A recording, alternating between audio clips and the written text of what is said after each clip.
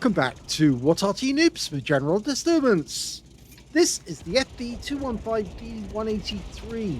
It's a tier 10 tank destroyer, a British premium tank destroyer at that. It's located on the south spawn of Abbey, and it's under the command of Alephus of FARTR. Game on. We sent this one in a few weeks back.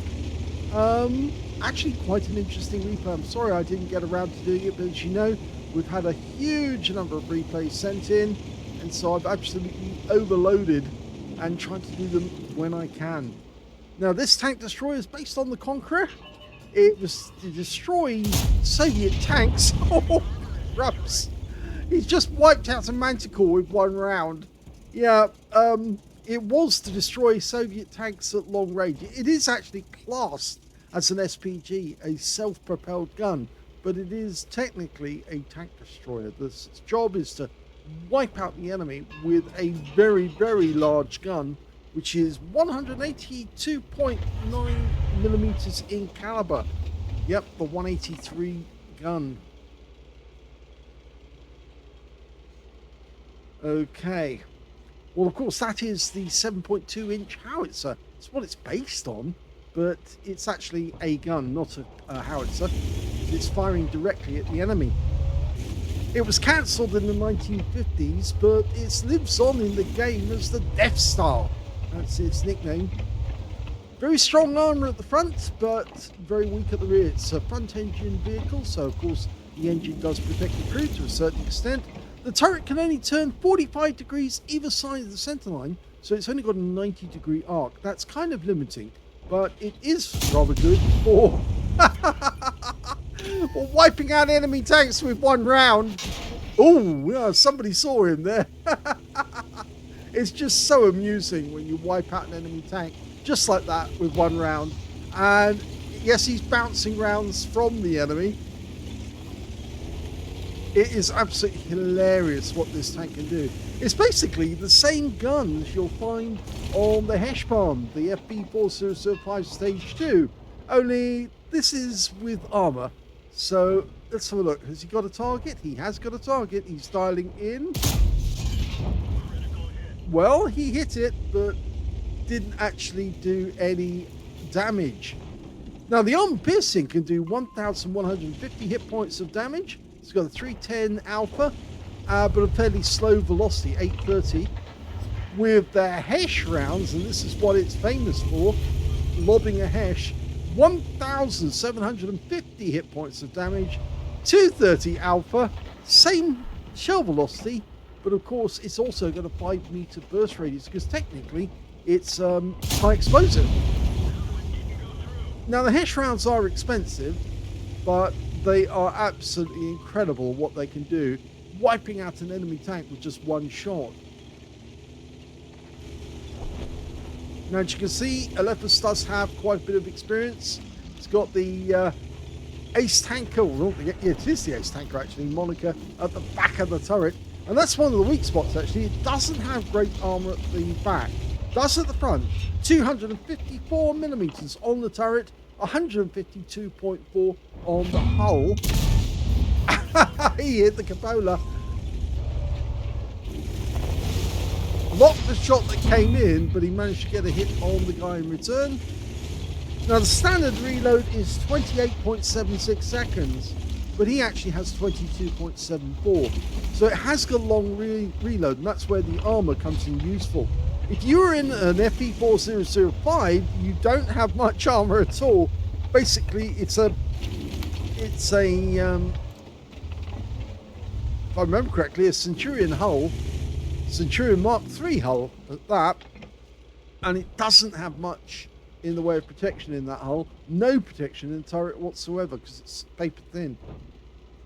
But with this thing, at least you've got some armor. You've got 152.4 on the hull, 254 on the turret. And of course that would go up with angling. The side on the turret is 177.8 as well, so reasonable armor even if you turn the gun to one side. E5 keeps trying to get a shot on us, and now he's out the game. Oh dear. Yep, one step too far, and he learned a lesson.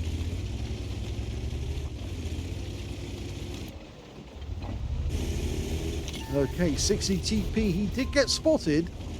Now the 60 TP's got a 152mm capable of doing 750 alpha, so we've got to respect that.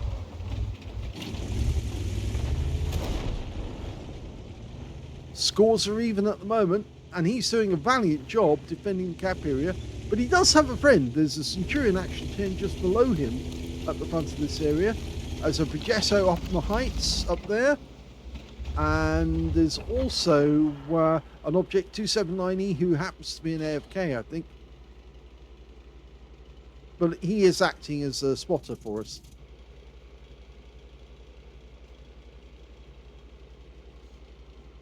Enemy has most of the west side of the map. They do have an FV215b, but that's the heavy tank, not the Death Star. Oh, 60 TP's popped up again.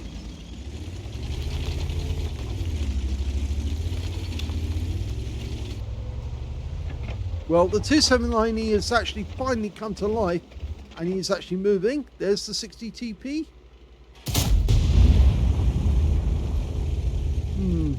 Not sure about that one.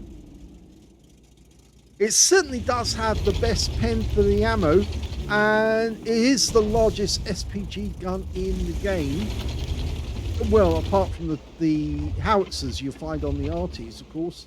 It would be beaten by both the T92 HMC and the Conqueror gun carriage. They both got bigger howitzers. And technically speaking as well, the 21cm howitzers on the German Arty from tier 8 onwards, upwards, are all bigger than this one. But again, they're howitzers. Well, technically as well, the 21cm are not howitzers, they're mortars more than anything. Okay. Centurion is in the Abbey courtyard. No chance to get him from here. It's not a very fast tank, actually. 34.3 kilometers an hour maximum speed, so you're not going to go anywhere any quickly. In the game, it was actually replaced by the Badger, but I believe that there are still quite a few people who've been in the game long enough and actually managed to get up there, like Alephus, who've actually got this and kept it.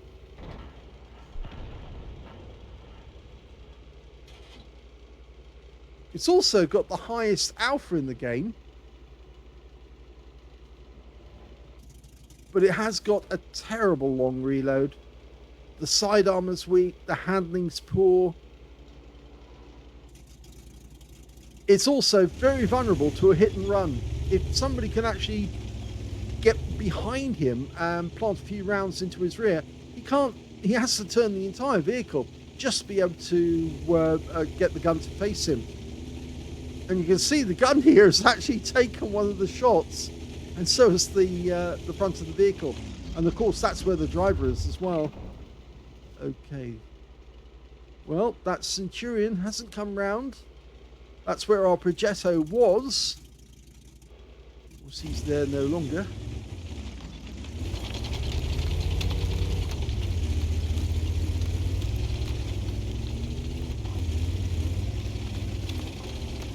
Okay, well, we know where somebody is now. The FV215b's just been spotted by our 279E.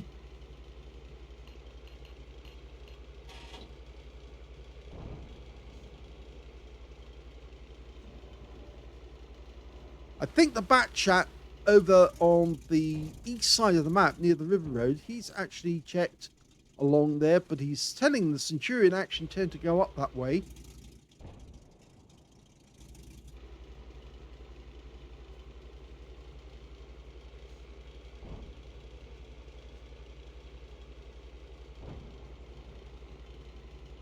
Okay, there appears to be something going on over there. In fact, now we've got two enemies over on the west side, including the Leopard. But the Leopard's decided to come up this route, which means we might spot him. fact, he's not the only one now. In fact, the Centurion Action 10 on the enemy team's up there as well. So the majority of their team is up that side. And now he's committed himself. And I think he's going to go round. The 279E is under trouble. Oh, now we're getting hit in the rear by the other enemy Centurion Action 10. And this is what Alephus probably feared. That's why he didn't leave the cap area. We now know that the Centurion Action 10 did change position, and he was hiding behind the bushes.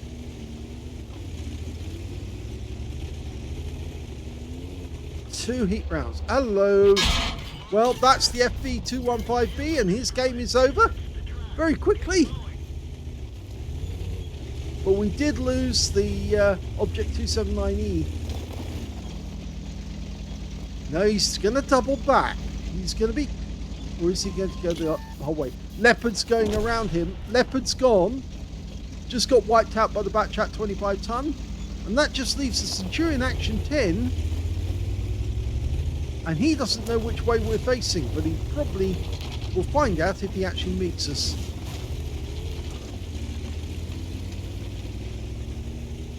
Okay, so we got one in the cap area. Centurion Action 10 in the Abbey grounds is going to try and get resets.